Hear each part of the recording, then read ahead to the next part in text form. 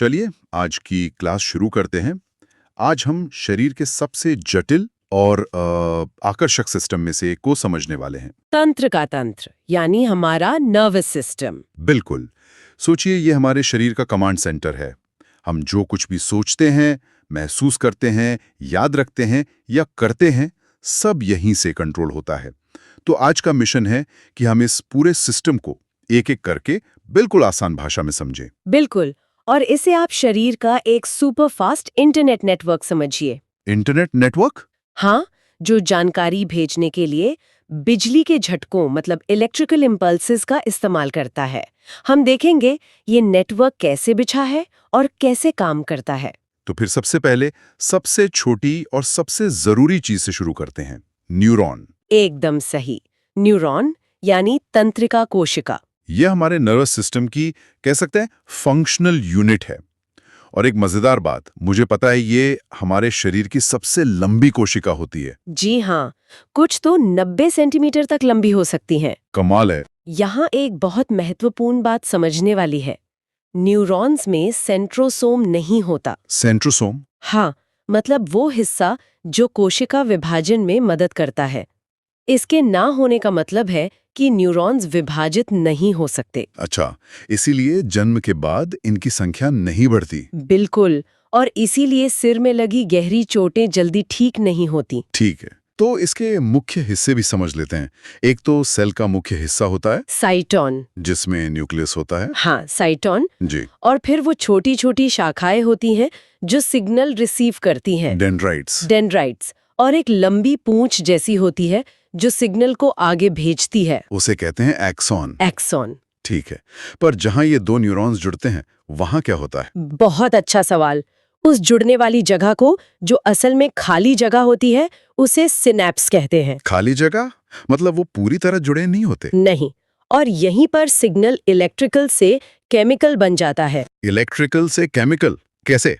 एक खास केमिकल जिसे न्यूरोट्रांसमीटर कहते हैं, जैसे एसिटाइल कोलिन, वो इस गैप को पार करके संदेश को अगले न्यूरॉन तक ले जाता है। ये तो दिलचस्प है। चलिए अब जरा बड़े पैमाने पर देखते हैं। पूरे तंत्रिका तंत्र को 3 मुख्य भागों में बांटा गया है ना? जी हाँ। पहला तो हो गया केंद्रीय तंत्रिका तंत्र यानी सीएनएस। हाँ, ये हमारा मेन प्रोसेसर है। इसमें हमारा मस्तिष्क और मेरुरज्जु यानी स्पाइनल कॉर्ड आते हैं। और दूसरा? दूसरा है परिधीय तंत्रिका तंत्र या पीएनएस। ये वो नसें हैं जो सीएनएस से निकलकर पूरे शरीर में फैलती हैं, जैसे कंप्यूटर से जुड़ी केबल्स। बिल्कुल। और एक तीसरा भी है, स्वायत्त तंत्रिका तंत्र एएनएस। जी, ये हमारा ऑटो पायलट मोड है। ये उन कामों को कंट्रोल करता है जिन पर हम ध्यान नहीं देते, जैसे सांस लेना, दिल का धड़कना, ये सब। ठीक है, तो अब आते हैं बॉस के पास, हमारा मस्तिष्क, शरीर का कंट्रोल रूम। हाँ, और पुरुषों में इसका वजन लगभग 1400 ग्राम और महिलाओं में करीब 1350 ग्राम होता है। और इसकी सुरक्षा का भी खास इंतजाम होता है ना? बहुत खास। ये क्रेनियम नाम के हड्डी के बॉक्स में बंद रहता है और इसके ऊपर मेनिंजेस नाम की 3 परत वाली झिल्ली होती है। अच्छा, मैंने सुना है कि इसी झिल्ली में सूजन आने पर मेनिंजाइटिस नाम की बीमारी होती है। आपने बिल्कुल सही सुना है। तो मस्तिष्क के 3 मुख्य हिस्से हैं। सबसे पहले अग्र मस्तिष्क यानी फोरब्रेन। जी इसमें सबसे बड़ा हिस्सा है प्रमस्तिष्क, जिसे सेरिब्रम भी कहते हैं। हाँ, ये मस्तिष्क का लगभग 2/3 हिस्सा है और हमारी बुद्धिमत्ता, याददाश्त, सोचने समझने की शक्ति, इच्छा शक्ति, सब कुछ यहीं से आता है। मतलब ये सीईओ का ऑफिस है। कह सकते हैं।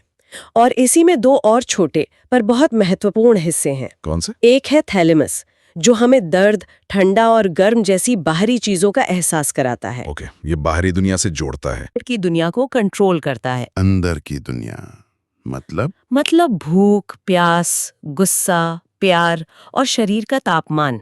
वाह। इसे मास्टर ऑफ मास्टर ग्लैंड भी कहते हैं, क्योंकि ये हार्मोन्स को भी नियंत्रित करता है। अविश्वसनीय। अगला हिस्सा है मध्य मस्तिष्क यानी मिड ब्रेन। इसका क्या काम है? इसका काम काफी सीधा है। ये हमारी देखने और सुनने की शक्ति को नियंत्रित करता है। ठीक है, और आखिर में है पश्चिम मस्तिष्क यानी हिंड ब्रेन। हाँ, इसमें आता है अनुमस्तिष्क, सेरिबेलम। इसे छोटा दिमाग भी कहते हैं? जी, और इसका मुख्य काम शरीर का संतुलन बनाना है। अच्छा, तो जब कोई व्यक्ति शराब पीता है तो उसका यही हिस्सा प्रभावित होता है। इसीलिए वो ठीक से चल नहीं पाता और लड़खड़ाता है? बिल्कुल। आप सही समझे। और पश्चिम मस्तिष्क का दूसरा हिस्सा है मेड्यूला ऑब्लंगाटा। Medulla oblongata. यह हमारे शरीर की उन सभी अनैच्छिक क्रियाओं को नियंत्रित करता है जो हमें जिंदा रखने के लिए जरूरी हैं। जैसे दिल की धड़कन, ब्लड प्रेशर, सांस लेना, यहाँ तक कि छींकना और उल्टी करना भी। वाह, तो मस्तिष्क के बाद आता है मेरुरज्जु यानी स्पाइनल कॉर्ड। हाँ, जो रीढ़ की हड्डी के अंदर सुरक्षित रहता है। इसके दो मुख्य काम हैं, एक तो मस्तिष्क तक सिग्नल लाना ले जाना, और दूसरा प्रतिवर्त क्रियाओं यानी रिफ्लेक्स एक्शन को कंट्रोल करना। प्रतिवर्त क्रिया, ये एक बहुत ही शानदार मैकेनिज्म है। हाँ, ये किसी बाहरी उत्तेजना के प्रति शरीर की तत्काल और बिना सोची समझी प्रतिक्रिया है। जैसे गरम तवे पर हाथ लगते ही हम तुरंत पीछे खींच लेते हैं, या पैर में कांटा चुभते ही पैर ऊपर उड़ जाता है। यहाँ समझने वाली बात यह है कि इसका फैसला मस्तिष्क नहीं लेता। क्या मस्तिष्क नहीं लेता? तो कौन लेता है? सिग्नल हाथ से सीधे स्पाइनल कॉर्ड तक जाता है और वहीं से उसी पल हाथ को हटने का आदेश मिल जाता है। मतलब मस्तिष्क को तो इसकी सूचना बाद में मिलती है? जी हाँ, यह हमें गंभीर चोट से बचाने के लिए एक सुरक्षा तंत्र है। कमाल है। अच्छा, अब उस सिस्टम की बात करते हैं जो अपने आप काम करता है, स्वायत्त तंत्रिका तंत्र। हाँ, एएनएस। इसके दो मोड हैं। एक है लड़ो या भागो यानी फाइट और फ्लाइट, और दूसरा है आराम करो, रेस्ट एंड डाइजेस्ट। तो जब हम किसी खतरे, डर या गुस्से की स्थिति में होते हैं तो अनुकंपी यानी सिंपैथेटिक सिस्टम एक्टिव हो जाता है। इससे दिल की धड़कन तेज हो जाती है, रोंगटे खड़े हो जाते हैं, पसीना आने लगता है। यह शरीर को आपातकाल के लिए तैयार करता है। और जब सब कुछ शांत हो जाता है तब परानुकंपी यानी पैरासिम्पैथेटिक सिस्टम अपना काम शुरू करता है। यह दिल की धड़कन को सामान्य करता है और शरीर को वापस आराम की स्थिति में लाता है। ये तो अद्भुत है। लेकिन कभी-कभी इस जटिल सिस्टम में कुछ गड़बड़ियां भी तो हो जाती होंगी। हाँ, दुर्भाग्य से ऐसा होता है। जैसे पार्किंसंस, जिसमें न्यूरॉन्स नष्ट होने से हाथ पैर कांपने लगते हैं, और अल्जाइमर जिसमें याददाश्त कमजोर हो जाती है, या फिर मिर्गी यानी एपिलेप्सी जिसमें मस्तिष्क में असामान्य विद्युत तरंगों से दौरे पड़ते हैं, और लकवा यानी पैरालिसिस, वो भी इसी का एक उदाहरण है, जिसमें तंत्रिकाओं के काम न करने से शरीर का कोई अंग काम करना बंद कर देता है। तो आज हमने एक न्यूरॉन की संरचना से लेकर पूरे मस्तिष्क के कामकाज और हमारे ऑटोमेटिक रिएक्शन तक की एक यात्रा की। हमने देखा कि कैसे ये सिस्टम हर पल हमें जिंदा रखने और दुनिया से जुड़ने का काम करता है। वाकई सबसे महत्वपूर्ण बात यह है कि तंत्रिका तंत्र एक अविश्वसनीय रूप से जटिल इलेक्ट्रिकल और केमिकल संचार नेटवर्क है। ये परिभाषित करता है कि हम कौन हैं और हम अपने आसपास की दुनिया के साथ कैसे इंटरैक्ट करते हैं। बिल्कुल। जाते जाते एक सवाल छोड़ के जा रहे हैं। हमने आज जाना कि तंत्रिका आवेगों को भेजने के लिए सोडियम आयन बहुत जरूरी हैं। जरा सोचिए, हमारे खाने में मौजूद नमक जैसी एक साधारण सी चीज हमारे हर एक विचार और हर एक हरकत में कितनी महत्वपूर्ण भूमिका निभाती है। सही बात है। तो सवाल यह है कि हमारे अंदर और कौन से ऐसे साधारण तत्व हैं जो चुपचाप इतने बड़े-बड़े काम कर रहे हैं? अंतःस्रावी तंत्र, एंडोक्राइन सिस्टम की गहराइयों में उतर रहे हैं। हाँ, और आज की हमारी चर्चा का मिशन सिर्फ ये जानना नहीं है कि कौन सी ग्रंथि क्या करती है। हम ये समझने की कोशिश करेंगे कि ये पूरा सिस्टम एक ऑर्केस्ट्रा की तरह मिलकर कैसे काम करता है। मतलब एक ऑनलाइन क्लास की तरह स्टेप बाय स्टेप। बिल्कुल। हमारे पास जो नोट्स हैं उनके जरिए हम देखेंगे कि कैसे एक मटर के दाने जितनी छोटी सी ग्रंथि हमारे पूरे शरीर की ग्रोथ तय कर सकती है, और कैसे एक केमिकल हमारे मूड से लेकर हमारी भूख तक को कंट्रोल कर सकता है। ये शरीर की अपनी खुफिया भाषा है और आज हम उसे डिकोड करेंगे। तो ठीक है, चलिए इसे खोलकर समझते हैं। ये पूरा केमिकल नेटवर्क, ये खुफिया डाक सेवा, आखिर ये काम कैसे करती है? कहाँ से शुरू होती है इसकी कहानी? देखिए, ये कहानी शुरू होती है ग्रंथियों से, यानी ग्लैंड से। ये वो खास अंग है। हाँ, अब इन्हें समझने के लिए हम इन्हें दो हिस्सों में बांट सकते हैं। पहली हैं बहिस्रावी, मतलब एक्सोक्राइन ग्रंथियां। एक्सोक्राइन, इनके पास अपनी पाइपलाइन होती है, एक नलिका यानी डक्ट। अच्छा, जैसे किसी फैक्ट्री में पाइपलाइन होती है सामान पहुंचाने के लिए। बिल्कुल वही। जैसे पसीने की ग्रंथि अपना पसीना एक नली के जरिए त्वचा पर भेजती है, या लार ग्रंथि। इनका काम लोकल होता है, सीधे मंजिल पर। ओके, तो ये तो हुई एक्सोक्राइन। तो फिर दूसरी वाली अलग कैसे है? दूसरी हैं अंतःस्रावी यानी एंडोक्राइन ग्रंथियां। इनके पास कोई पाइपलाइन, कोई डक्ट नहीं होती। मतलब डक्टलेस। एकदम। ये अपनी केमिकल चिट्ठियां, जिन्हें हम हार्मोन कहते हैं, सीधे खून की नदी में छोड़ देती हैं। अच्छा। जैसे नदी में एक संदेश वाली बोतल छोड़ दी हो। अब वो बोतल तो पूरी नदी में घूमेगी, पर उसे खोलेगा कौन? वही जिसके पास उसकी चाबी होगी। बिल्कुल। ये पीयूष ग्रंथि या थायराइड इसी तरह काम करती हैं। ये चाबी वाला आइडिया बड़ा दिलचस्प है। मतलब हार्मोन खून में तो हर जगह जाता है, पर असर सिर्फ खास जगहों पर ही करता है। सही पकड़ा आपने। तो ये हार्मोन असल में है क्या? ये केमिकल चिट्ठियां बनी किस चीज की होती हैं? ये ज्यादातर प्रोटीन या स्टेरॉयड, जो एक तरह का फैट होता है, उसके बने होते हैं। और हर हार्मोन रूपी चाबी के लिए शरीर के सेल्स पर एक खास लॉक या रिसेप्टर होता है। अच्छा। जब सही चाबी उस लॉक में लगती है, तभी सेल को संदेश मिलता है। और एक खास बात, शरीर इन्हें जमा नहीं करता। काम खत्म तो ये नष्ट हो जाते हैं। ये भी जानना दिलचस्प है कि सबसे पहला खोजा गया हार्मोन सीक्रेटिन था। हाँ, जो हमारे पाचन में मदद करता है। कमाल है।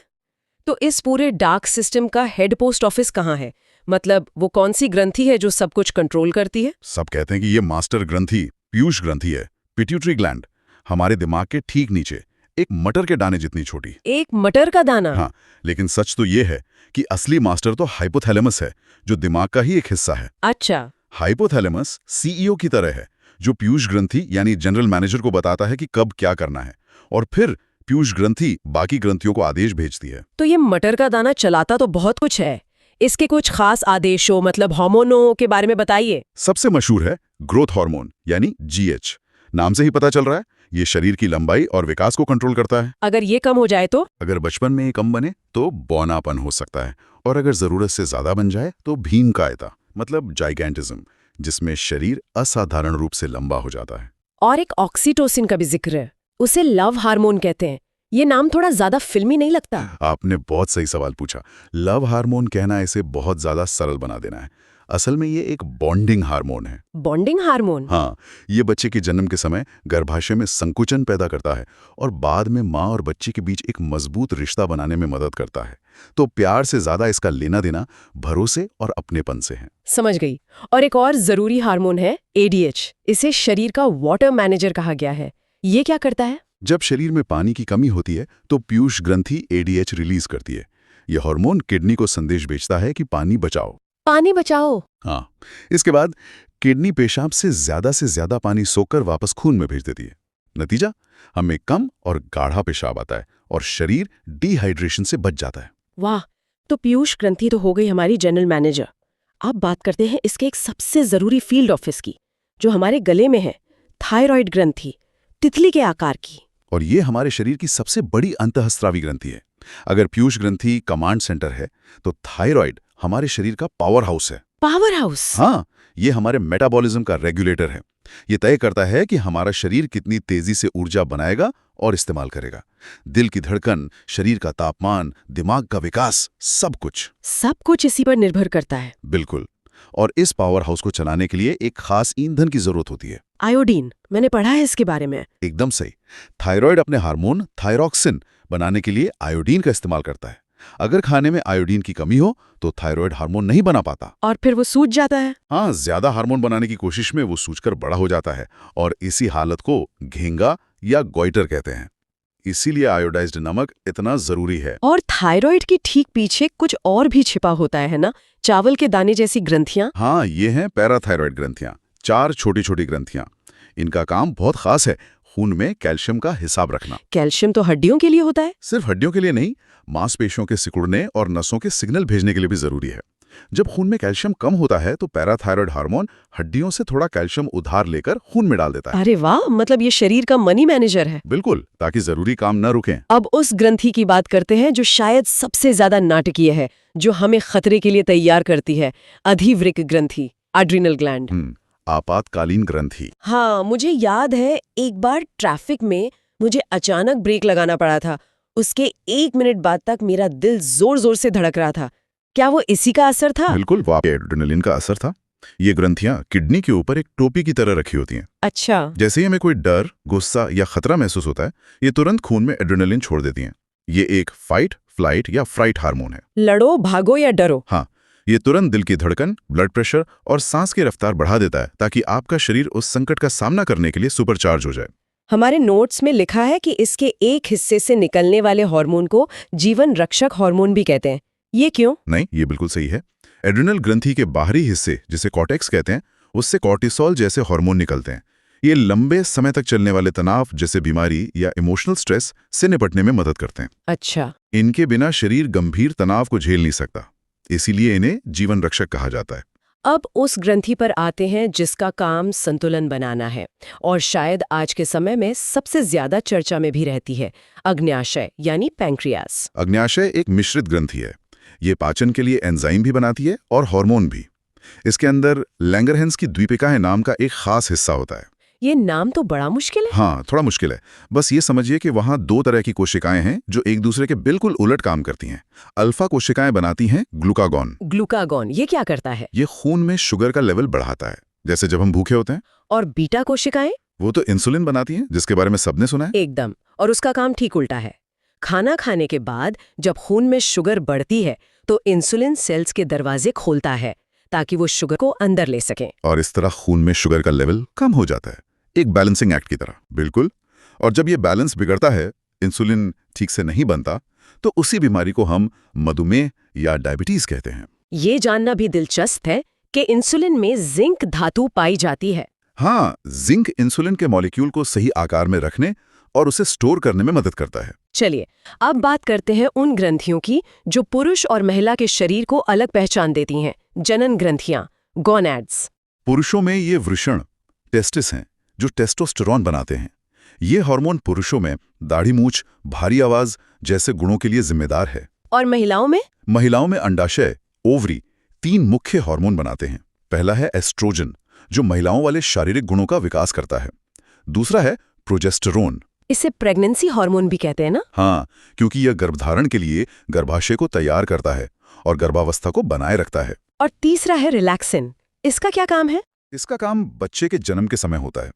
ये पेल्विक एरिया के लिगामेंट्स को ढीला और लचीला बनाता है ताकि जन्म की प्रक्रिया आसान हो सके। नाम की तरह ही रिलैक्स करना। हमारे शरीर में 2 और छोटी लेकिन बहुत खास ग्रंथियां हैं। एक है पीनियल ग्रंथि, पाइनियल ग्लैंड। इसे तीसरी आंख या शरीर की जैविक घड़ी भी कहते हैं। ये दिमाग के बिल्कुल बीच में होती है और मेलाटोनिन हार्मोन बनाती है। ये हमारे सोने जागने के चक्र को कंट्रोल करता है। अच्छा, तो अंधेरे में ये ज्यादा निकलता है? हाँ, जब बाहर अंधेरा होता है तो मेलाटोनिन का उत्पादन बढ़ जाता है, जिससे हमें नींद आने लगती है। सुबह रोशनी होते ही इसका लेवल कम हो जाता है और हम जाग जाते हैं। इसीलिए कहते हैं कि रात में मोबाइल की नीली रोशनी नींद खराब करती है। बिल्कुल, वो मेलाटोनिन के उत्पादन को रोकती है। और आखिरी ग्रंथि है थाइमस, जो हमारी छाती में होती है। इसे शरीर का इम्यूनिटी ट्रेनिंग सेंटर कहा गया है। ये बहुत आकर्षक लगता है। ये बिल्कुल एक सैनिक ट्रेनिंग स्कूल की तरह है। ये ग्रंथि हमारे इम्यून सिस्टम के खास सिपाही टी लिम्फोसाइट्स, उन्हें ट्रेनिंग देती है। ट्रेनिंग देती है? क्या सिखाती है? ये उन्हें सिखाती है कि शरीर के अपने सेल्स और बाहरी दुश्मनों जैसे बैक्टीरिया और वायरस में फर्क कैसे करना है। क्या बात है! और खास बात यह है कि ये ग्रंथि बचपन में सबसे बड़ी होती है और उम्र के साथ सिकुड़ने लगती है। शायद इसीलिए बुढ़ापे में इम्यूनिटी कमजोर हो जाती है। बहुत हद तक यही कारण है। तो कुल मिलाके ये एक ऐसा खुफिया नेटवर्क है जो हमारे पैदा होने से लेकर बड़े होने, सोने जागने और खतरों से लड़ने तक हर चीज को पर्दे के पीछे से कंट्रोल कर रहा है। बिल्कुल, ये केमिकल संदेश हमारे शरीर के सॉफ्टवेयर कोड की तरह हैं। ये एक बेहद जटिल और बारीकी से जुड़ा हुआ सिस्टम है। किसी ऑर्केस्ट्रा की तरह? हाँ, शरीर के अंदर का एक शानदार ऑर्केस्ट्रा, जहां हर सांस का सही समय पर और सही सुर में बजना जरूरी है। अगर एक भी ग्रंथि में जरा सा असंतुलन हुआ तो पूरी धुन बिगड़ सकती है। बिल्कुल, ये टीम वर्क का बेहतरीन उदाहरण है। ये वाकई सोचने पर मजबूर करता है। हमने बात की कि कैसे एड्रेनालिन हमें खतरे में सुपरहीरो जैसी ताकत देता है, मेलाटोनिन हमें सुलाता है और ऑक्सीटोसिन हमें दूसरों से जोड़ता है। तो फिर सवाल ये उठता है कि हमारा व्यक्तित्व, हमारे फैसले, हमारी भावनाएं, इनमें से कितना हिस्सा हमारी अपनी सचेत सोच है और कितना हिस्सा सिर्फ इन केमिकल संदेशों का नतीजा है जिन्हें हम सीधे तौर पे कंट्रोल भी नहीं कर सकते। तो सबसे पहला और बुनियादी सवाल, प्रजनन है क्या और जीव इसे अलग अलग तरीकों से कैसे करते हैं? देखिए, प्रजनन बेसिकली वो प्रक्रिया है जिससे कोई भी जीव अपनी प्रजाति को, आप कह सकते हैं, बनाए रखता है, आगे बढ़ाता है। हाँ, है ना? आगे बढ़ाता है। इसके मोटे तौर पे 2 तरीके हैं। पहला है अलैंगिक, मतलब एसेक्सुअल रिप्रोडक्शन। अच्छा। हाँ, इसमें सिर्फ एक जनक होता है और संतान हूबहू उसकी कॉपी होती है, एक क्लोन, जैसे अमीबा का 2 हिस्सों में टूट जाना। लेकिन इसमें एक बड़ी कमी है, अगर कोई एक बीमारी आई तो वो पूरी की पूरी आबादी को खत्म कर सकती है क्योंकि सब एक जैसे हैं। बिल्कुल सही, किसी में भी उससे लड़ने की अलग क्षमता नहीं होगी। और यहीं पर दूसरा तरीका यानी लैंगिक प्रजनन, सेक्सुअल रिप्रोडक्शन, ज्यादा कारगर साबित होता है। जिसमें 2 जनक होते हैं, नर और मादा। जी, उनके युग्मक यानी शुक्राणु और अंडाणु मिलते हैं और एक नई संतान बनती है। इसका सबसे बड़ा फायदा है विविधता। वेरिएशन। संतान में दोनों के गुण आते हैं, तो वो अपने जनकों से अलग होती है। एकदम। और यही विविधता प्रजाति के जिंदा रहने का सबसे बड़ा हथियार है। तो चलिए इसी जटिल और फैसिनेटिंग प्रक्रिया को समझते हैं। शुरुआत करते हैं नर प्रजनन तंत्र से। ठीक है, तो नर प्रजनन तंत्र का मुख्य काम क्या है? इसका मुख्य काम है शुक्राणु यानी स्पर्म बनाना और उसे सही जगह तक पहुंचाना। इसका जो प्राथमिक अंग है वो है वृषण या टेस्टिस, और ये शरीर के बाहर एक थैली में होते हैं जिसे वृषण कोश या स्क्रोटम कहते हैं। हाँ, और शरीर के बाहर होने का एक बहुत खास वैज्ञानिक कारण है ना? बिल्कुल, ये एक तरह का प्राकृतिक एयर कंडीशनिंग सिस्टम है। शुक्राणु बनने के लिए शरीर के सामान्य तापमान से करीब 2 से 3 डिग्री सेल्सियस कम तापमान चाहिए। अच्छा, तो ये कोई संयोग नहीं है बल्कि एक जरूरत है। जी, और शुक्राणु बनाने के अलावा ये टेस्टोस्टेरोन हार्मोन भी बनाता है, जो पुरुषों में दाढ़ी मूंछ और भारी आवाज जैसे लक्षणों के लिए जिम्मेदार है। सही कहा। अब एक बार शुक्राणु बन गए तो वो शुक्र वाहिका यानी वैस डिफरेंस नाम की एक नली से आगे बढ़ते हैं। पुरुष नसबंदी वैसेक्टॉमी में इसी नली को काटा या बांधा जाता है, सही? एकदम। ये दिखाता है कि इतने जटिल सिस्टम में भी कुछ चोक पॉइंट्स होते हैं। आप बस एक सप्लाई लाइन बंद कर दीजिए। तो शुक्राणु अकेले सफर नहीं करते? नहीं, बिल्कुल नहीं। इस यात्रा में शुक्राशय और प्रोस्टेट ग्रंथि से निकला तरल भी शुक्राणुओं से मिल जाता है। ये तरल में क्या देता है? पोषण? पोषण भी, और तैरने के लिए एक माध्यम भी। और सबसे जरूरी, ये उन्हें मादा के प्रजनन पथ के एसिडिक वातावरण से बचाता है। अच्छा। शुक्राणु और इस तरल के मिश्रण को ही वीर्य या सीमेन कहते हैं। ठीक है, अब बात करते हैं मादा प्रजनन तंत्र की। ये तो काफी बहुकार्यात्मक लगता है। बिल्कुल, इसका काम सिर्फ अंडाणु यानी ओवम बनाना नहीं है, बल्कि निषेचन के लिए जगह देना और फिर शिशु का 9 महीने तक विकास करना भी है। तो यहाँ का प्राथमिक अंग अंडाशय या ओवरी है। जी, जो हर महीने एक अंडाणु जारी करता है और साथ ही एस्ट्रोजन और प्रोजेस्टेरॉन हार्मोन भी बनाता है, जो प्रेगनेंसी और दूसरे लैंगिक लक्षणों के लिए जरूरी है। हाँ, अब अंडाशय से अंडाणु निकलकर अंडवाहिका, जिसे फेलोपियन ट्यूब भी कहते हैं, उसमें आता है। और ये जानना बहुत जरूरी है कि निषेचन मतलब शुक्राणु और अंडाणु का मिलन इसी ट्यूब में होता है। आपने बिल्कुल सही पकड़ा। ज्यादातर लोग सोचते हैं कि सब कुछ गर्भाशय में होता है, पर ऐसा नहीं है। तो अगर इस ट्यूब में कोई रुकावट हो तो निषेचन हो ही नहीं सकता? नहीं हो सकता। इसीलिए महिलाओं की नसबंदी, ट्यूबेक्टमी में इसी ट्यूब को बांधा जाता है। और निषेचन के बाद भ्रूण कहाँ विकसित होता है? वो गर्भाशय यानी यूट्रस में विकसित होता है। ये एक पेशीय थैली है, यहीं भ्रूण 9 महीने तक बढ़ता है। और अंत में योनि या वजाइना, जिसे बर्थ कैनाल भी कहते हैं। जी, क्योंकि शिशु का जन्म इसी रास्ते से होता है। हमने शुक्राणु और अंडाणु की बात की, इनमें क्या अंतर है? जमीन आसमान का फर्क है। शुक्राणु बहुत छोटा और गतिशील होता है। उसकी पूंछ उसे तैरने में मदद करती है, एक तैराक की तरह। हाँ, और उसके सिर में आनुवंशिक पदार्थ यानी डीएनए होता है। वहीं अंडाणु मानव शरीर की सबसे बड़ी कोशिका है और वो अचल होती है। और मासिक धर्म चक्र का इस पूरी प्रक्रिया में क्या रोल है? यह लगभग 28 दिनों का एक चक्र है जो मादा शरीर को एक संभावित गर्भावस्था के लिए तैयार करता है। इसकी शुरुआत को रजोदर्शन यानी मेनार्क कहते हैं। जी, और 45-50 की उम्र में इसके स्थायी रूप से बंद होने को रजोनिवृत्ति या मेनोपॉज कहते हैं। ठीक है। इस चक्र के लगभग 14वें दिन अंडोत्सर्ग या ओव्यूलेशन होता है, जब अंडाशय से एक अंडाणु निकलता है। हाँ, और गर्भधारण के लिए यही सबसे उपयुक्त समय होता है। अच्छा। तो 14वें दिन अंडाणु फैलोपियन ट्यूब में है और शुक्राणु से मिलता है। इसके बाद क्या होता है? उनके मिलने से युग्मनज जाइगोट बनता है, जो जीवन की पहली कोशिका है। पहली कोशिका। और दिलचस्प बात यह है कि यहीं पर बच्चे का लिंग भी तय हो जाता है। ये कैसे? क्या ये अंडाणु पर निर्भर करता है? नहीं, ये पूरी तरह से शुक्राणु पर निर्भर करता है। अंडाणु में हमेशा एक एक्स गुणसूत्र होता है। अच्छा। लेकिन शुक्राणु 2 तरह के होते हैं, आधे में एक्स गुणसूत्र होता है और आधे में वाई। तो अगर वाई गुणसूत्र वाला शुक्राणु मिलता है तो लड़का होगा यानी XY। बिल्कुल। और अगर एक्स गुणसूत्र वाला मिलता है तो लड़की होगी यानी XX। तो लिंग निर्धारण पिता के गुणसूत्र पर निर्भर करता है। ठीक है, तो यह ज़ायगोट विभाजित होकर भ्रूण या एम्ब्रियो बनता है और गर्भाशय की दीवार से चिपक जाता है। जी, इस प्रक्रिया को रोपण या इम्प्लांटेशन कहते हैं। तो भ्रूण को मां से पोषण कैसे मिलता है? अपरा यानी प्लेसेंटा के जरिए। यह एक बहुत खास ऊतक है जो गर्भनाल एम्बिलिकल कॉर्ड के माध्यम से मां के खून से भ्रूण को पोषण और ऑक्सीजन पहुंचाता है और उसके अपशिष्ट पदार्थों को बाहर निकालता है। हाँ, मैं इसे हमेशा बच्चे का लाइफ सपोर्ट सिस्टम कहता हूँ। एक कोशिका से पूरे शिशु बनने का सफर वाकई हैरान करने वाला है। इसके मुख्य चरण क्या हैं? तो ज़ायगोट में विभाजन शुरू होता है। पहले यह 8 से 16 कोशिकाओं की एक ठोस गेंद मोरूला बनता है। मोरूला? फिर यह एक खोखली गेंद ब्लास्टोसिस्ट में बदलता है और यही अवस्था गर्भाशय में रोपित होती है। इसके बाद गैस्ट्रुला अवस्था आती है, जो बहुत ही महत्वपूर्ण है। यहाँ कोशिकाएं खुद को 3 परतों में व्यवस्थित कर लेती हैं। 3 परतें? मतलब हमारे शरीर के सारे अंग इन्हीं 3 से बनते हैं? बिल्कुल, यही तो सबसे कमाल की बात है। पहली है एक्टोडर्म यानी बाहरी परत। इससे त्वचा, बाल और हमारा मस्तिष्क और तंत्रिका तंत्र बनता है। सही। दूसरी है मीजोडर्म, मध्य परत। इससे हड्डियां, मांसपेशियां, हृदय और रक्त बनता है। शरीर का पूरा ढांचा? हाँ, और तीसरी है एंडोडर्म, आंतरिक परत। इससे फेफड़े, लिवर और पाचन तंत्र बनता है। कमाल है। यानी हमारे शरीर का हर एक अंग इन्हीं 3 बुनियादी परतों से विकसित होता है। निश्चित रूप से। यह एक बहुत ही नाजुक प्रक्रिया है। अब इस पूरे 9 महीने के सफर को समझने के लिए इसे 3-3 महीने की 3 तिमाहियों में बांटा गया है। तो पहली तिमाही मतलब पहले 3 महीनों में क्या होता है? पहली तिमाही में विकास की रफ्तार अविश्वसनीय होती है। पहले महीने के अंत तक ही बच्चे का दिल बन जाता है और धड़कना शुरू कर देता है। सिर्फ 1 महीने में? हाँ, और तीसरे महीने के अंत तक लगभग सभी प्रमुख अंग बन चुके होते हैं।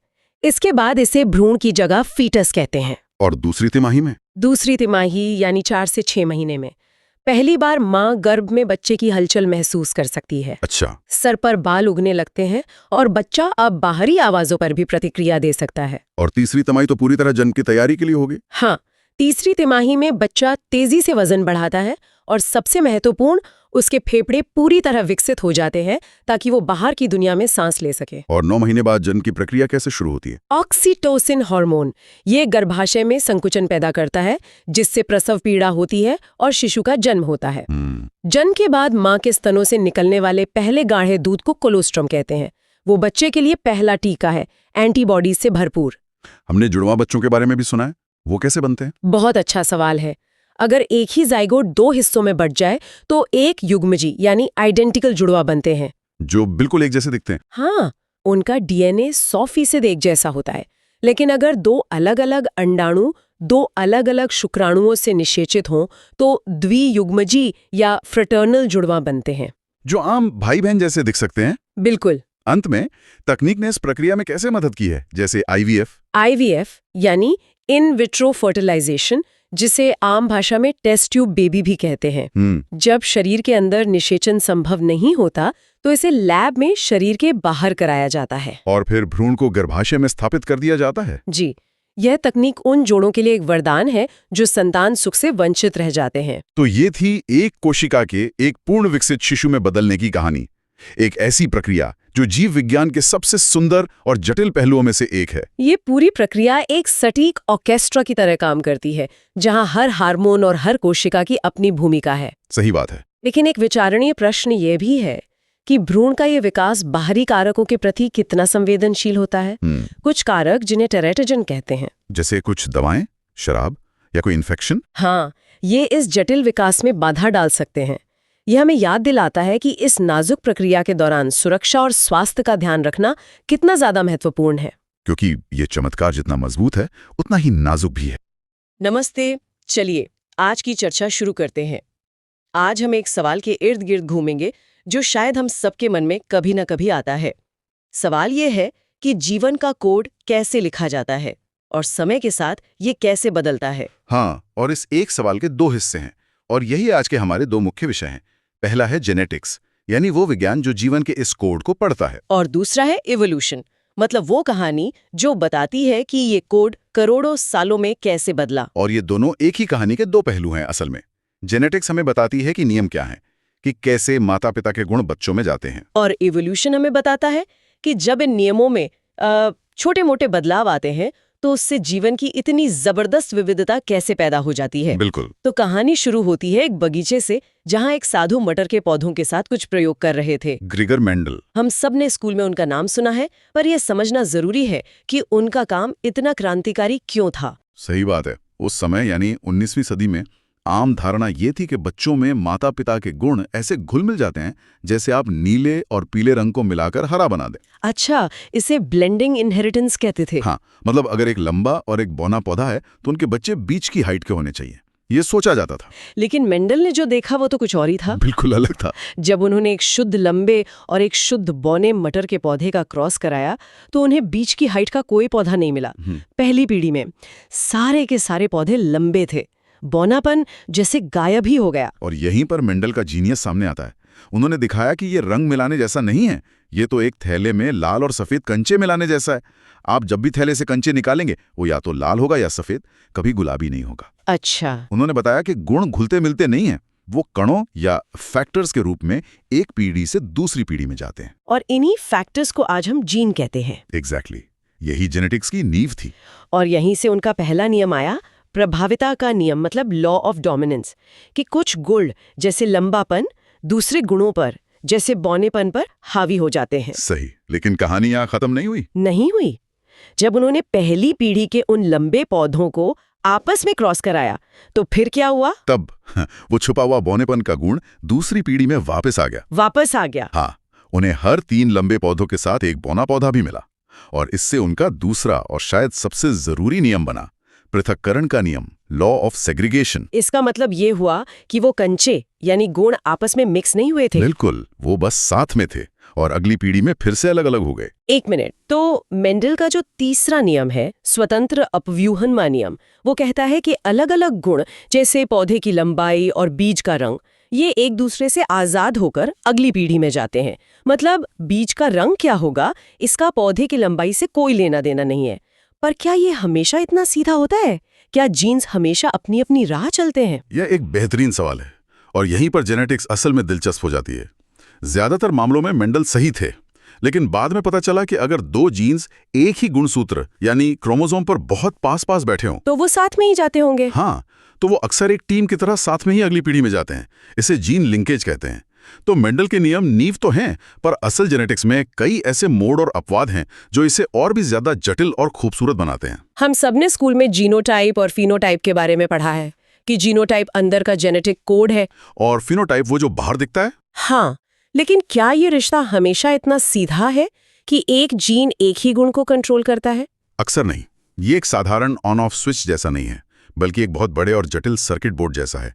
कई बार एक ही जीन कई अलग अलग गुणों पर असर डालता है, जिसे प्लियोट्रोपी कहते हैं। अच्छा। और ज्यादातर गुण जैसे हमारी हाइट या हमारी त्वचा का रंग किसी एक जीन से नहीं, बल्कि सैकड़ों जीन्स के एक ऑर्केस्ट्रा की तरह मिलकर काम करने से तय होते हैं। तो ये सारा जेनेटिक कोड, ये जीन्स रहते कहाँ हैं? ये हमारे सेल्स के न्यूक्लियस के अंदर धागे जैसी चीजों में होते हैं, जिन्हें क्रोमोसोम कहते हैं।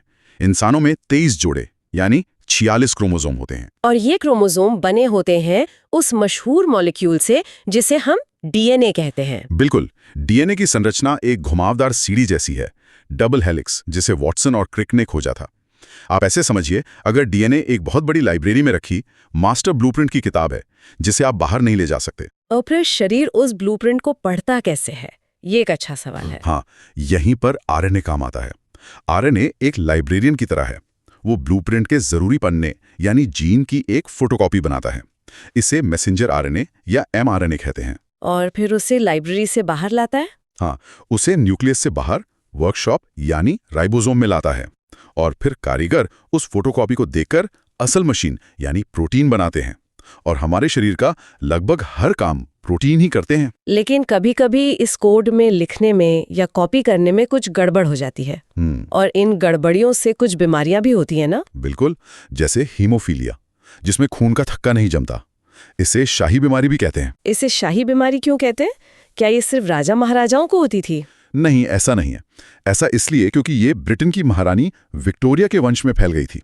वो खुद इस जीन की वाहक थी। अच्छा, और उस समय यूरोप के लगभग सभी शाही परिवार एक दूसरे से शादी करते थे, तो ये बीमारी उनकी बेटियों के जरिए स्पेन, जर्मनी और रूस के राजघरानों में फैल गई। ये जेनेटिक्स का एक दुखद लेकिन सटीक उदाहरण है कि कैसे एक छोटा सा जीन पूरे महाद्वीप के इतिहास पर असर डाल सकता है। और कुछ गड़बड़ियां तो पूरे के पूरे क्रोमोसोम के लेवल पर भी होती हैं, जैसे डाउन सिंड्रोम। हाँ, डाउन सिंड्रोम में 21वें क्रोमोसोम की 2 की जगह 3 कॉपी हो जाती है। और टर्नर सिंड्रोम और क्लाइनफेल्टर सिंड्रोम भी है। हाँ, टर्नर सिंड्रोम सिर्फ महिलाओं में होता है, जिसमें एक एक्स क्रोमोसोम कम होता है, और क्लाइनफेल्टर सिंड्रोम सिर्फ पुरुषों में होता है, जिसमें एक अतिरिक्त एक्स क्रोमोसोम आ जाता है। ये सब दिखाते हैं कि जेनेटिक कोड में जरा सा भी बदलाव कितना बड़ा असर डाल सकता है। ठीक है, तो अब तक हमने समझ लिया कि डीएनए एक पीढ़ी से दूसरी पीढ़ी में जानकारी को कितनी सटीकता से कॉपी करता है। ये एक कमाल की मशीन है। लेकिन यहीं पर एक बड़ा सवाल खड़ा होता है। क्या? अगर ये प्रक्रिया इतनी ही सटीक है, तो फिर जीवन में इतनी विविधता, इतने अलग अलग जीव जंतु कैसे बने? एक कोशिका से इंसान तक का सफर कैसे तय हुआ? ये तो एक विरोधाभास लगता है। ये बिल्कुल सही सवाल है, और यही सवाल हमें कहानी के दूसरे और ज्यादा बड़े हिस्से की तरफ ले जाता है। इसका जवाब है, डीएनए की कॉपी करने की प्रक्रिया कमाल की है, पर एकदम परफेक्ट नहीं है। परफेक्ट नहीं है? नहीं, कभी-कभी बहुत ही कम कॉपी करते हुए छोटी-मोटी गलतियां या टाइपो हो जाते हैं। इन गलतियों को हम म्यूटेशन या उत्परिवर्तन कहते हैं। अच्छा। और यही छोटे-छोटे टाइपो वो कच्चा माल हैं जिस पर जैव विकास यानी इवोल्यूशन की विशाल इमारत खड़ी है। एवोल्यूशन के बारे में सोचने वाले पहले बड़े वैज्ञानिक लेमार्क थे। उनका आइडिया बहुत सीधा साधा था, जैसे जिराफ ने ऊंची पत्तियां खाने के लिए अपनी गर्दन को खींचा और पीढ़ी दर पीढ़ी उसकी गर्दन लंबी होती चली गई। हाँ, मतलब जो गुण आप अपने जीवन में हासिल करते हैं वो अगली पीढ़ी में चले जाते हैं।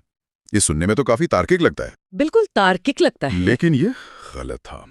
वैज्ञानिक अगस्त वाइसमैन ने इसे परखने के लिए 21 पीढ़ियों तक चूहों की पूंछ काटी, और लेकिन कोई भी चूहा बिना पूंछ के पैदा नहीं हुआ। इससे ये साबित हो गया कि हमारे जीवन काल में शरीर में आए बदलाव हमारे डीएनए को नहीं बदलते, इसलिए वो अगली पीढ़ी में नहीं जाते। बिल्कुल। और फिर आए चार्ल्स डार्विन अपनी थ्योरी प्राकृतिक चयन यानी नेचुरल सिलेक्शन के साथ। हाँ, और उसने तो जीव विज्ञान की दुनिया में भूचाल ला दिया। हाँ। डार्विन का तर्क बहुत सरल लेकिन गहरा था। उन्होंने 4 बातें कही। पहली, हर जीव जरूरत से ज्यादा बच्चे पैदा करता है। दूसरी, हर आबादी में प्राकृतिक रूप से विभिन्नता होती है, कोई दो जीव एक जैसे नहीं होते। सही। तीसरी, क्योंकि संसाधन सीमित हैं, जीने के लिए एक संघर्ष होता है। और चौथी और सबसे जरूरी, इस संघर्ष में वो जीव ज्यादा सफल होते हैं जिनके पास माहौल के हिसाब से कोई फायदेमंद गुण होता है। वो ज्यादा जीते हैं, ज्यादा बच्चे पैदा करते हैं, और धीरे धीरे उनका वो फायदेमंद गुण पूरी आबादी में फैल जाता है। और इसे ही योग्यतम की उत्तरजीविता या सर्वाइवल ऑफ द फिटेस्ट कहते हैं।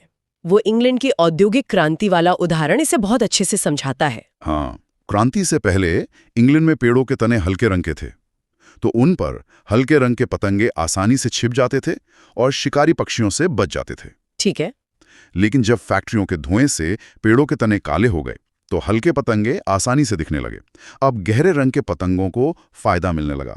वो छिप जाते थे, बच जाते थे, और उनकी संख्या बढ़ गई। तो प्रकृति ने कोई फैसला नहीं लिया? नहीं, बस बदले हुए माहौल ने ये तय कर दिया कि अब कौन फिट है। यही प्राकृतिक चयन है। तो ये सब सिद्धांत तो बहुत जबरदस्त है, पर क्या ये महज कहानियां हैं या हमारे पास कोई ठोस सबूत भी है? मतलब हम समय में पीछे जाकर तो देख नहीं सकते, तो वैज्ञानिक इस नतीजे पर पहुंचे कैसे? ये एक बेहतरीन सवाल है। ये एक जासूसी के काम जैसा है। हम सीधे अतीत को नहीं देख सकते, लेकिन हमारे पास कई तरह के सुराग हैं जो उस कहानी को बयान करते हैं। अच्छा, हमारे पास 3 मुख्य तरह के सुराग हैं। बताइए, पहला सुराग क्या है? पहला सुराग है टाइम कैप्सूल, यानी जीवाश्म या फॉसिल्स। ये हमें सीधे अतीत की एक झलक दिखाते हैं। जैसे आर्कियोप्टेरिक्स का जीवाश्म। बिल्कुल, उसमें डायनासोर जैसे सरीसृपों की तरह दांत और लंबी पूंछ थी, लेकिन पक्षियों की तरह पंख भी थे। ये किसी डायनासोर और पक्षी के बीच की खोई हुई कड़ी मिलने जैसा था, एक जीता जागता सबूत कि पक्षियों का विकास सरीसृपों से हुआ। कमाल है। और दूसरा सुराग? दूसरा सुराग हमारी अपनी शारीरिक बनावट में छुपे हैं। इन्हें समजात अंग या होमोलॉगस ऑर्गन्स कहते हैं। आप इंसान का हाथ, चमगादड़ का पंख और व्हेल मछली का फ्लिपर देखिए। बाहर से तो ये बहुत अलग काम करते हैं, पकड़ने के लिए, उड़ने के लिए और तैरने के लिए। हाँ, लेकिन जब आप अंदर हड्डियों की बनावट देखेंगे तो वो हैरान करने वाले रूप से एक जैसी है।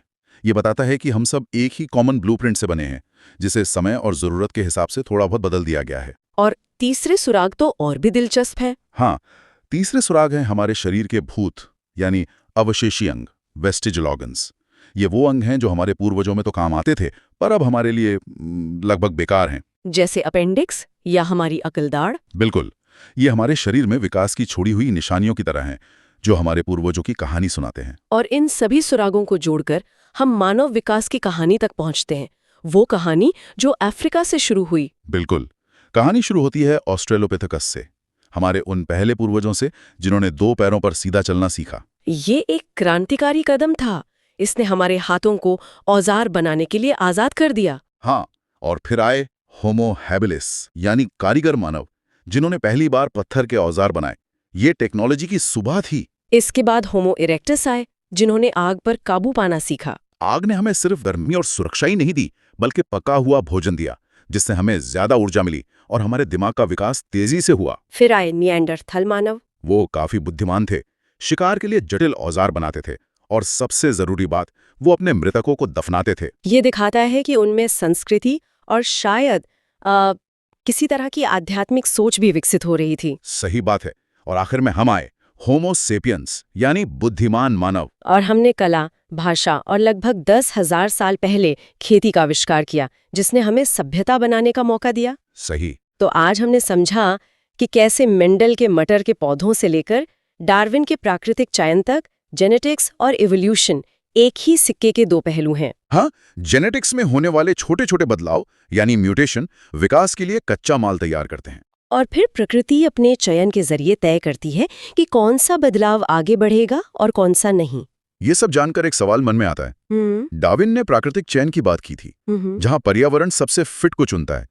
लेकिन आज के समय में, जहां टेक्नोलॉजी और मेडिकल साइंस ने प्राकृतिक बाधाओं जैसे बीमारियों और भोजन की कमी को काफी हद तक कम कर दिया है, तो क्या मानव का प्राकृतिक विकास रुक गया है? या फिर आप विकास को कोई नई अप्राकृतिक शक्ति, जैसे हमारी अपनी टेक्नोलॉजी और हमारे सामाजिक चुनाव, दिशा दे रहे हैं? इस पर सोचिएगा जरूर।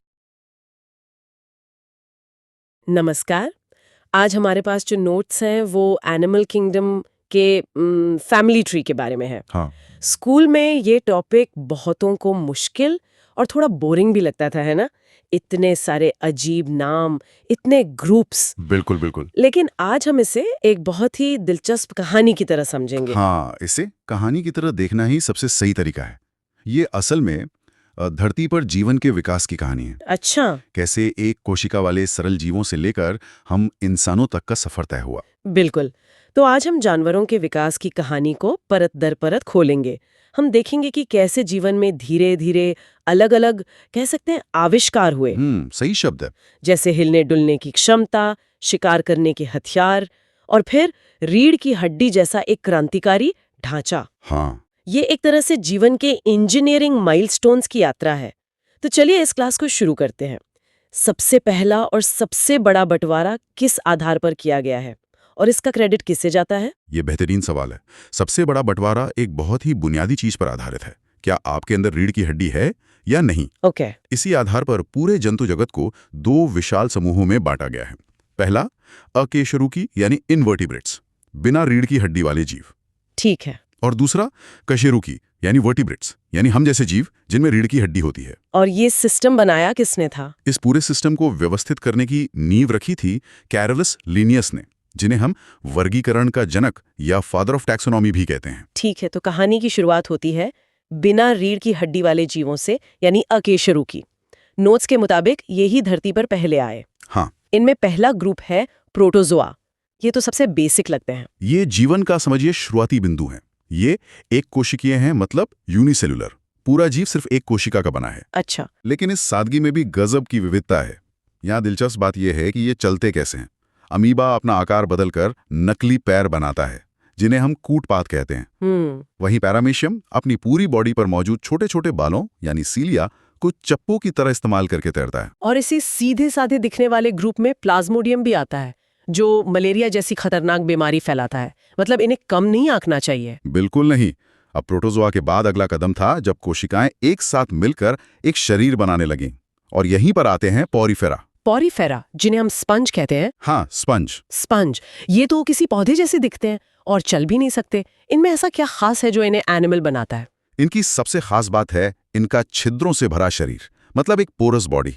इनके शरीर पर हजारों छोटे छोटे छेद होते हैं, जिन्हें ऑस्टिया कहते हैं। अच्छा। ये एक जगह चिपके रहकर लगातार अपने अंदर पानी खींचते रहते हैं और पानी में मौजूद खाने के कणों को फिल्टर करके अपना पेट भरते हैं। ये एक तरह से प्रकृति के लाइव वाटर फिल्टर हैं। वाओ! और नोट्स में जो वीनस की फूलों की टोकरी का उदाहरण है, वो एक बेहद खूबसूरत समुद्री स्पंज है जिसकी बनावट किसी कलाकृति जैसी होती है। तो पोरीफेरा एक जगह स्थिर रहते हैं, किसी पौधे की तरह।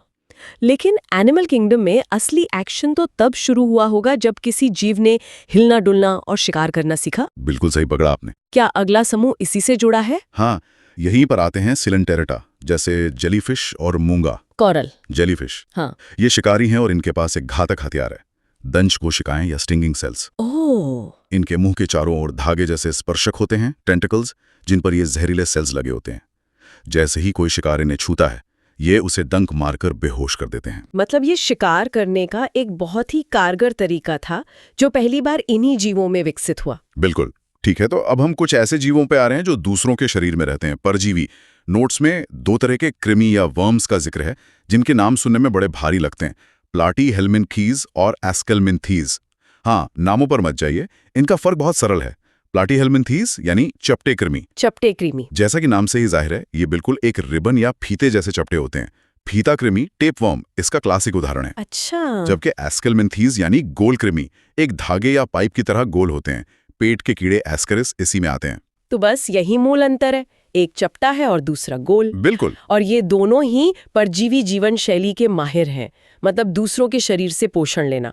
हाथी पांव रोग फैलाने वाला वुचरेरिया भी गोल कृमि ही है। सही बात है। ये दिखाता है कि ये छोटे छोटे जीव कितना बड़ा असर डाल सकते हैं। सही कहा, परजीवी बनना भी विकास का एक बहुत सफल रास्ता रहा है। अब नोट्स में कुछ ऐसा है जिसने मुझे चौंका दिया। संघे एनेलिडा, जिसमें केचुआ आता है। इसे किसानों का मित्र तो कहते हैं, पर यहाँ लिखा है कि इसके पास 4 जोड़ी दिल होते हैं। 8 दिल। हाँ। एक छोटे से केचुए को इतने दिलों की जरूरत क्यों पड़ी? ये एक बेहतरीन सवाल है, क्योंकि ये हमें बताता है कि विकास कैसे अलग अलग समस्याओं के लिए अलग अलग समाधान ढूंढता है। केचुए का शरीर लंबा और कई खंडों मतलब सेगमेंट्स में बटा होता है। हाँ। एक शक्तिशाली सेंट्रल हार्ट की जगह उसके पास कई छोटे आर्च होते हैं जो दिल की तरह काम करते हैं और शरीर के हर हिस्से तक खून पंप करते हैं। अच्छा। ये एक तरह का डिस्ट्रीब्यूटेड सिस्टम है जो उसके लंबे शरीर के बनावट के लिए ज्यादा कारगर है। वाह! और इसी ग्रुप में जोंक भी है, लीच, जो खून चूसने के लिए जानी जाती है। हाँ, और जोंक भी बहुत दिलचस्प है। जब वो खून चूसती है तो उसकी लार से हिरुडिन नाम का एक केमिकल निकलता है। हिरुडिन। ये एक एंटी कोएगुलेंट है, मतलब ये खून को जमने से रोकता है। अच्छा। और मजे की बात यह है कि आज भी मेडिकल साइंस में सर्जरी के बाद खून का थक्का जमने से रोकने के लिए इसी हिरुडिन का इस्तेमाल होता है। क्या बात है। अब आता है जंतु जगत का शहंशाह, संघ आर्थ्रोपोडा। नोट्स कहते हैं कि दुनिया के 80% जीव इसी ग्रुप में है। हाँ, लगभग 80%। मतलब मच्छर, मक्खी, तितली, झींगा, केकड़ा, लिस्ट खत्म ही नहीं होती। ये इतने ज्यादा सफल क्यों हुए?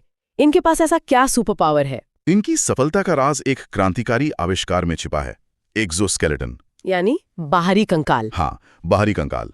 इसे एक तरह का पर्सनल कवच समझिए जो काइटिन नाम के मजबूत पदार्थ से बना है। यह उन्हें शिकारियों से बचाता है, शरीर को सहारा देता है और उनके जुड़े हुए पैर, जॉइंटेड लेग्स, उन्हें हर तरह के इलाके में चलने, तैरने और उड़ने की बेजोड़ क्षमता देते हैं। ये डिजाइन इतना कामयाब हुआ कि उन्होंने जमीन, पानी और हवा तीनों पर कब्जा कर लिया। नोट्स में एक आम गलतफहमी का भी जिक्र है कि मकड़ी कीट नहीं है। ऐसा क्यों? वो तो दिखती तो कीट जैसी ही है। ये एक बहुत कॉमन कंफ्यूजन है। इसका जवाब पैरों की गिनती में छिपा है। कीट होने की पहली शर्त है 6 पैर, यानी 3 जोड़ी। 3 जोड़ी। जैसे मक्खी या चींटी, जबकि मकड़ी के 8 पैर होते हैं। इसलिए भले ही वो आर्थ्रोपोडा ग्रुप का हिस्सा है, पर उसे कीट वर्ग में नहीं रखा जाता। समझ गई। अब दूसरा सबसे बड़ा संघ है मोलस्का। नोट्स के मुताबिक इनका शरीर कोमल होता है, जैसे घोंघा या सीप, और सबसे हैरान करने वाली बात, इनका खून नीला होता है। हाँ, और इसकी वजह है हीमोसाइनिन नाम का एक प्रोटीन। हीमोसाइनिन। हमारे खून में हीमोग्लोबिन होता है जिसमें आयरन यानी लोहा होता है जो ऑक्सीजन पकड़ता है और खून को लाल रंग देता है। सही। इनके खून में हीमोसाइनिन होता है जिसमें कॉपर यानी तांबा होता है, और इसी वजह से ऑक्सीजन के संपर्क में आने पर इनका खून नीला हो जाता है। जब मैं ऑक्टोपस के बारे में सोचती हूँ तो मेरे दिमाग में एक बहुत ही बुद्धिमान, चालाक जीव की तस्वीर आती है, लेकिन नोट्स कहते हैं कि ये उसी समूह का है जिसमें घोंघा आता है। अच्छा, हाँ। ये कैसे हो सकता है? इन दोनों में तो जमीन आसमान का फर्क लगता है। आपका सवाल बिल्कुल जायज है, लेकिन अगर आप उनकी बनावट की गहराई में जाएं, तो बेसिक बॉडी प्लान एक जैसा है। बस ऑक्टोपस ने विकास के क्रम में अपने बाहरी कवच को छोड़ दिया अच्छा। ताकि वो ज्यादा तेजी से हरकत कर सके और ज्यादा बुद्धिमान बन सके। लेकिन है वो भी एक मोलस्की, उसे डेविल फिश भी कहते हैं, पर वो मछली नहीं है। और ओकशेरुकी का आखिरी बड़ा ग्रुप है इकाइनोडर्मेटा, जैसे स्टारफिश। इनके नाम का मतलब है कांटेदार त्वचा। हाँ, और इनकी एक और बहुत ही अनोखी चीज है जल संवहन तंत्र या वाटर वैस्कुलर सिस्टम। ये सुनने में किसी प्लम्बिंग सिस्टम जैसा लगता है ना? हाँ बिल्कुल, आप इसे प्रकृति का हाइड्रोलिक इंजीनियरिंग चमत्कार कह सकते हैं। अच्छा। स्टारफिश के शरीर में पानी की नलियों का एक पूरा नेटवर्क होता है। जब उसे चलना होता है तो वो इन नलियों में पानी भरकर दबाव बनाती है, जिससे उसके हजारों छोटे छोटे ट्यूब फीट आगे बढ़ते हैं। अरे वाह! ये बिना मांसपेशियों के सिर्फ पानी के प्रेशर से चलने का एक शानदार तरीका है। वाओ! अकशेरुकी जीवों का ये सफर तो शानदार था। लेकिन अब कहानी में एक बहुत बड़ा मोड़ आता है, रीढ़ की हड्डी का आविष्कार। हाँ, एक गेम चेंजर। तो चलिए, कशेरुकी यानी वर्टेब्रेट्स पर आते हैं। इन्हें 5 क्लास में बांटा गया है। पहली है मत्स्य वर्ग यानी मछलियां। मछलियों की दुनिया में 3 बातें सबसे जरूरी हैं। ये गलफड़ों गिल्स से पानी में घुली ऑक्सीजन लेती हैं, इनका दिल 2 कक्षीय होता है, और ये असमतापी यानी कोल्ड ब्लडेड होती हैं। असमतापी यानी कोल्ड ब्लडेड। तो इसका मतलब ये हुआ कि अगर हम एक मछली को ठंडे पानी से निकालकर गर्म पानी में डाल दें तो वो अपनी बॉडी का टेम्परेचर कंट्रोल नहीं कर पाएगी। बिल्कुल, उनका शरीर एक तरह से बाहरी माहौल का थर्मोमीटर बन जाता है। इसके विपरीत हम इंसान समतापी यानी वार्म ब्लडेड है। चाहे हम सियाचिन में हों या सहारा रेगिस्तान में, हमारा शरीर अंदर का तापमान 98.6 डिग्री फ़ारेनहाइट बनाए रखने के लिए जी जान लगा देता है। सही बात है। ये एक बहुत बड़ी ऊर्जा की खपत वाला काम है, लेकिन यही हमें हर तरह के मौसम में एक्टिव रहने की क्षमता देता है। ठीक है, तो मछलियों के बाद अगला कदम था जमीन पर आने का, और यहीं पर आते हैं उभयचर, एम्फीबिया जैसे मेंढक। हाँ, ये पानी और जमीन दोनों पर रह सकते हैं। हाँ, ये जीवन के पहले जीव थे जिन्होंने जमीन पर कदम रखने की हिम्मत की, लेकिन ये जमीन पर पूरी तरह आजाद नहीं हो पाए। क्यों? इन्हें अपने अंडे देने के लिए वापस पानी में ही जाना पड़ता है, और इनकी त्वचा भी नम रहती है। अच्छा। सबसे दिलचस्प है इनका सांस लेने का तरीका। जब मेंढक का बच्चा यानी टैडपोल पानी में होता है तो गलफड़ों से सांस लेता है, और बड़ा होकर जमीन पर फेफड़ों से और अपनी नम त्वचा से भी सांस ले सकता है। इनका दिल 3 कक्षीय होता है। तो उभयचरों ने जमीन पर पहला कदम तो रखा, पर असली कब्जा किया अगले ग्रुप ने, सरीसृप, रेप्टिलिया यानी रेंगने वाले जीव। हाँ, जैसे सांप, छिपकली, कछुआ। सही कहा, ये जमीन के असली विजेता थे। इनकी सूखी खुरदरी त्वचा इन्हें पानी की कमी से बचाती थी, और सबसे बड़ा आविष्कार था कठोर कवच वाले अंडे। अच्छा। अब इन्हें अंडे देने के लिए पानी पर निर्भर रहने की जरूरत नहीं थी। ये जमीन पर कहीं भी अंडे दे सकते थे। इनका दिल भी 3 कक्षीय होता है, पर नोट्स में एक बहुत बड़ा अपवाद लिखा है। मगरमच्छ, उसका दिल हम इंसानों की तरह 4 कक्षीय होता है। बिल्कुल, ये सरीसृपों में एक बहुत ही एडवांस लक्षण है। मगरमच्छ का 4 कक्षीय हृदय बहुत ज्यादा कुशलता से काम करता है, और ये एक संकेत है कि विकास किस दिशा में आगे बढ़ रहा था। पक्षियों और स्तनधारियों की तरफ। हाँ बिल्कुल। और अगला ग्रुप है ही पक्षी वर्ग, एविस। इन्हें मैं उड़ने वाले सरीसृप कह सकती हूँ। पंख, खोखली हड्डियां, सब कुछ उड़ने के लिए बना है। आप बिल्कुल कह सकती हैं। पक्षी असल में डायनासोर के ही वंशज हैं। उड़ान एक बहुत ज्यादा ऊर्जा वाला काम है, इसलिए इनके शरीर में कई बदलाव हुए। हड्डियां खोखली हो गईं ताकि शरीर हल्का हो, शरीर का तापमान स्थिर यानी वार्म ब्लडेड हो गया, और एक बेहद कुशल 4 कक्षीय हृदय विकसित हुआ जो उड़ान के लिए लगातार ऊर्जा सप्लाई कर सके। सही। शुतुरमुर्ग जैसे ना उड़ने वाले पक्षी से लेकर हमिंग बर्ड जैसे छोटे पक्षी तक सब इसी डिजाइन पर बने हैं। और अब हम कहानी के अंत में पहुंचते हैं। सबसे विकसित वर्ग, स्तनधारी, ममालिया, यानी अपना अपना क्लब। हाँ, हमारा क्लब। और इस क्लब में एंट्री के 3 नियम हैं। पहला, दुग्ध ग्रंथियां, मेमोरी ग्लैंड्स, जिनसे माँ अपने बच्चे को दूध पिलाती है। ठीक है। दूसरा, शरीर पर बालों का होना। और तीसरा, बाहरी कान का मौजूद होना, जिसे पिन्ना कहते हैं। ओके। अगर किसी जीव में ये तीनों हैं तो उसका इस क्लब में स्वागत है। हम भी समतापी होते हैं और हमारा दिल भी 4 कक्षीय होता है। नोट्स में स्तनधारियों के भी 3 सब ग्रुप्स बताए हैं जो बच्चे पैदा करने के तरीके पर आधारित है। ये बहुत दिलचस्प है। हाँ, ये दिखाता है कि स्तनधारियों ने भी बच्चे पैदा करने के अलग-अलग तरीके अपनाए। पहले हैं प्रोटोथीरिया। प्रोटोथेरिया। ये सबसे पुराने स्तनधारी हैं जो अंडे देते हैं। प्लैटिपस इसका सबसे अजीब और मशहूर उदाहरण है तो स्तनधारी पर अंडे देता है। अविश्वसनीय। दूसरे हैं मेटाथीरिया। ये अविकसित बच्चे को जन्म देते हैं, जो फिर माँ के पेट पर बनी थैली में रहकर बड़ा होता है, जैसे कंगारू। हाँ, कंगारू। और तीसरे हैं यूथीरिया। ये हम जैसे हैं, जो पूरी तरह विकसित बच्चे को जन्म देते हैं। इंसान, कुत्ता, गाय, व्हेल, ज्यादातर स्तनधारी इसी में आते हैं। और अंत में कुछ ऐसे उदाहरण हैं जो सारे नियम तोड़ते हुए लगते हैं, जैसे व्हेल और डॉल्फिन को लोग मछली समझ लेते हैं। बिल्कुल। और ये जाना बहुत जरूरी है कि व्हेल और डॉल्फिन अपने विशाल आकार के बावजूद मछलियां नहीं, स्तनधारी हैं। अच्छा। वे हमारी तरह फेफड़ों से सांस लेती हैं, इसीलिए उन्हें सांस लेने के लिए बार बार पानी की सतह पर आना पड़ता है। वे बच्चों को जन्म देती हैं और उन्हें दूध पिलाती हैं। और चमगादड़, वो तो उड़ता है पर पक्षी नहीं है। सही। चमगादड़ दुनिया का एकमात्र उड़ने वाला स्तनधारी है। उसके पंख हैं, लेकिन वो परों से नहीं बल्कि त्वचा से बने हैं। ये अपवाद हमें सिखाते हैं कि जीव विज्ञान में वर्गीकरण कितना पेचीदा हो सकता है। सिर्फ बाहरी रूप देखकर फैसला नहीं किया जा सकता। तो ये थी जंतु जगत के वर्गीकरण की एक अद्भुत यात्रा। हमने एक कोशिका से शुरू करके धरती के सबसे जटिल जीवों तक का सफर तय किया। हाँ, ये कहानी वाकई किसी भी साइंस फिक्शन फिल्म से ज्यादा रोमांचक है। इस पूरी चर्चा से एक बात साफ होती है, जीवन में अविश्वसनीय विविधता है, लेकिन उस विविधता में भी एक व्यवस्था और एक पैटर्न है।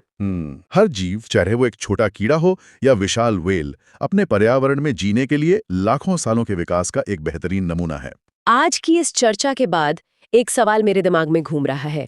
हमने जीवों को इतने सारे साफ सुथरे बक्सों में बांटा है, ये सरीसृप है, ये स्तनधारी है, इसके ये नियम है। हाँ। हमने कोशिश की है। लेकिन फिर प्लेटिपस जैसा जीव आता है, जो है तो स्तनधारी पर अंडे देता है और हमारी सारी परिभाषाओं को चुनौती देता है। ये वर्गीकरण की सबसे बड़ी चुनौती है। तो सोचने वाली बात यह है, क्या प्रकृति वास्तव में हमारे बनाए गए इन नियमों और बक्सों में फिट होती है, या ये नियम केवल प्रकृति की विशाल और बेतरतीब रचनात्मकता को समझने के लिए हमारी अपनी कोशिशें हैं? और क्या असली खूबसूरती इन नियमों में है या प्लेटिपस जैसे नियम तोड़ने वालों में? एक हैरान कर देने वाले विचार से शुरू करते हैं। हमारे अपने शरीर में इंसानी कोशिकाओं से ज्यादा तो सूक्ष्म जीवों की कोशिकाएं हैं। हम एक तरह से चलते फिरते इकोसिस्टम हैं। तो सवाल ये नहीं है कि सूक्ष्म जीव क्या हैं, बल्कि ये है कि हम उनके बिना क्या हैं। आज हम इसी अदृश्य दुनिया और उसे काबू करने वाली तकनीक यानी बायोटेक्नोलॉजी की गहराई में उतरेंगे। हाँ, और ये सफर हम इसे 2 हिस्सों में देखेंगे। पहले तो हम अपने इन अनदेखे साथियों और दुश्मनों जैसे बैक्टीरिया, वायरस, इन सब को समझेंगे, और फिर हम देखेंगे कि कैसे विज्ञान ने जीवन के इस कोड को पढ़ना और फिर उसे बदलना सीखा है, जिससे क्लोनिंग, डीएनए फिंगरप्रिंटिंग और जीन थेरेपी जैसी क्रांतिकारी तकनीकें हमारे सामने आई हैं। ये विज्ञान के उस पहलू को समझने जैसा है जो सीधे सीधे हमारे भविष्य को लिख रहा है। बिल्कुल। पहले कुदरत के खेल को समझना और फिर उस खेल के नियम बदलने की कोशिश करना। चलिए इस दिलचस्प सफर को शुरू करते हैं। ठीक है, तो अगर हम बैक्टीरिया से शुरू करें तो स्कूल की किताबों में हम पढ़ते हैं कि ये एक सेल वाले जीव हैं। लेकिन जो बात मुझे हमेशा हैरान करती है वो ये है कि ये हर जगह हैं, खौलते पानी के झरनों से लेकर बर्फीले ग्लेशियर तक, और हमारे पेट के अंदर भी। ये इतने सफल क्यों हैं? इनकी सफलता का एक बड़ा राज वो इनकी सादगी में छिपा है। ये प्रोकैरियोटिक होते हैं। इसे ऐसे समझिए कि अगर हमारी कोशिका एक व्यवस्थित ऑफिस है, जिसमें बॉस का यानी न्यूक्लियस का एक अलग कैबिन है, जहां सारे जरूरी दस्तावेज यानी डीएनए रखे हैं, तो बैक्टीरिया की कोशिका एक ओपन प्लान ऑफिस है। यहाँ कोई कैबिन नहीं है, सारा जरूरी सामान बस तैर रहा है। और इसी सादगी की वजह से ये बहुत तेजी से अपनी संख्या बढ़ा सकते हैं और किसी भी माहौल में ढल सकते हैं। हाँ, और शायद यही वजह है कि ये हमारे लिए दोस्त और दुश्मन दोनों का काम करते हैं। दोस्तों की बात करें तो दही जमाने वाला लैक्टोबैसिलस तो सबको पता है। हाँ, पर इससे कहीं ज्यादा दिलचस्प उदाहरण भी हैं, जैसे राइजोबियम बैक्टीरिया, जो दलहनी पौधों जैसे मटर या चने की जड़ों में रहता है। ये हवा की नाइट्रोजन को सोखकर जमीन के लिए एक तरह से खाद बना देता है। एक कुदरत का फर्टिलाइजर प्लांट है। या फिर हमारी अपनी आंतों में रहने वाला ई कोलाई। इसका नाम सुनते ही लोगों को फूड पॉइजनिंग याद आती है, लेकिन इसकी एक अच्छी किस्म हमारे लिए विटामिन B12 बनाती है, जो हमारे नर्वस सिस्टम के लिए बहुत जरूरी है। तो ये एक दोधारी तलवार है। एक तरफ फायदेमंद ई कोलाई, तो दूसरी तरफ हैजा और टाइफाइड फैलाने वाले बैक्टीरिया, और इनसे लड़ने के लिए हमने एंटीबायोटिक्स बनाई। पेनिसिलिन की खोज की कहानी भी तो किसी चमत्कार से कम नहीं थी। बिल्कुल, वो विज्ञान के उन किस्मत वाले हादसों में से एक थी। 1928 में अलेक्जेंडर फ्लेमिंग अपनी लैब में बैक्टीरिया पर काम कर रहे थे। वो छुट्टियां मनाने चले गए और कुछ पेट्री डिश वो साफ करना भूल गए।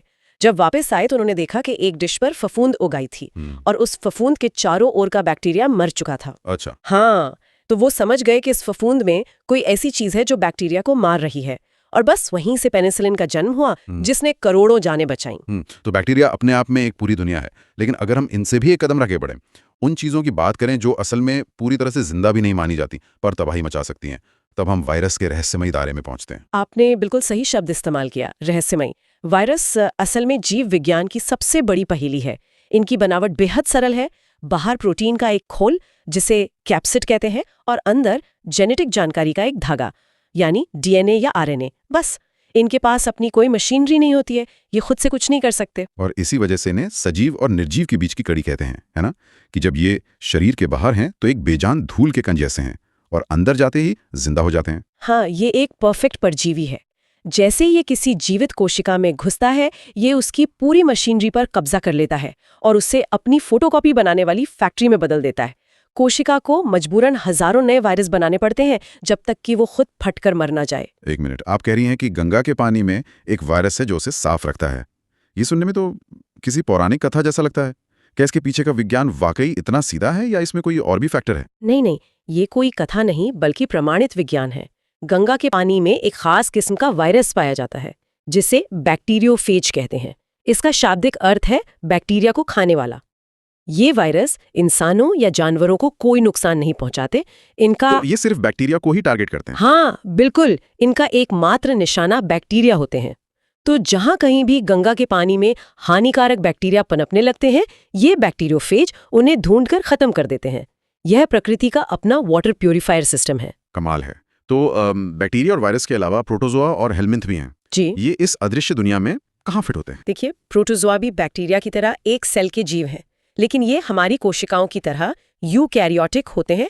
मतलब इनके पास वो बॉस का केबिन यानी एक विकसित न्यूक्लियस होता है। ये ज्यादातर परजीवी होते हैं, जैसे मलेरिया फैलाने वाला प्लाज्मोडियम, जो मच्छर के अंदर अपना जीवन चक्र पूरा करता है और फिर उसके काटने से हमारे खून में पहुंच जाता है। और हेलमिंथ, ये तो सीधे सीधे कीड़े हुए जिन्हें हम कभी कभी देख भी सकते हैं। हाँ, जैसे फीताकृमि या राउंडवर्म, ये बहुकोशिकीय परजीवी हैं।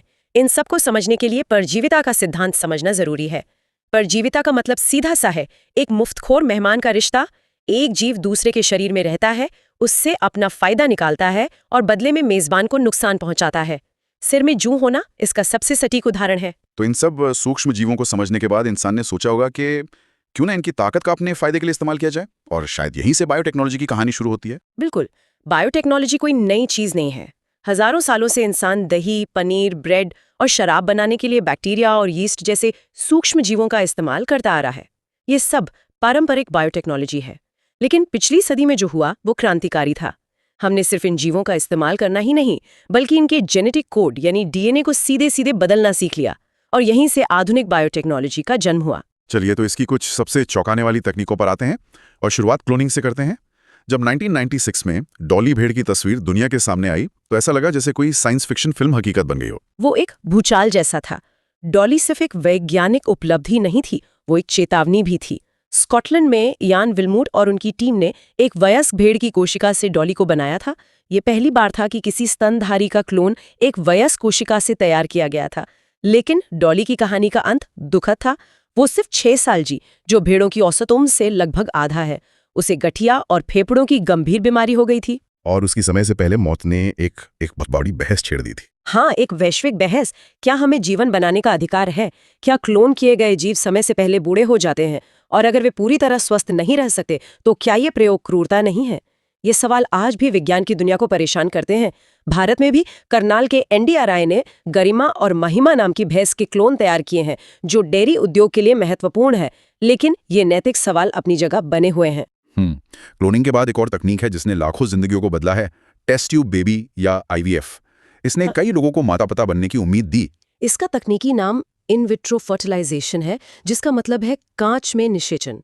प्रक्रिया सीधी है। महिला के अंडाणु और पुरुष के शुक्राणु को शरीर के बाहर एक लैब की डिश में मिलाया जाता है। जब भ्रूण बन जाता है तो उसे वापस महिला के गर्भाशय में स्थापित कर दिया जाता है। दुनिया की पहली test tube baby Louise Brown थी, जिनका जन्म 1978 में इंग्लैंड में हुआ। उनके जन्म ने मेडिकल साइंस में एक नए युग की शुरुआत की। और भारत की कहानी तो और भी ज्यादा नाटकीय और थोड़ी दुखद भी है। बहुत दुखद। लुइस ब्राउन के जन्म के सिर्फ 67 दिन बाद 1978 में ही कोलकाता में डॉक्टर सुभाष मुखोपाध्याय के प्रयासों से भारत की पहली और दुनिया की दूसरी टेस्ट ट्यूब बेबी दुर्गा यानी कनुप्रिया अग्रवाल का जन्म हुआ। लेकिन उस समय के मेडिकल समुदाय और सरकार ने उनके काम को मान्यता देने से इनकार कर दिया। उन्हें अपमानित किया गया, उनके शोध को झूठा बताया गया और इस अपमान को न सह पाने की वजह से उन्होंने 1981 में आत्महत्या कर ली। सालों बाद उनके काम को अंतर्राष्ट्रीय स्तर पर मान्यता मिली और आज उन्हें भारत में IVF तकनीक के जनक के रूप में याद किया जाता है। ये एक इंसान की जबरदस्त प्रतिभा और सिस्टम की नाकामी की कहानी ये है। वाकई दुखद है। चलिए अगली तकनीक पर आते हैं, जो अपराध की दुनिया की गुत्थियां सुलझाने के लिए जानी जाती है, DNA फिंगरप्रिंटिंग।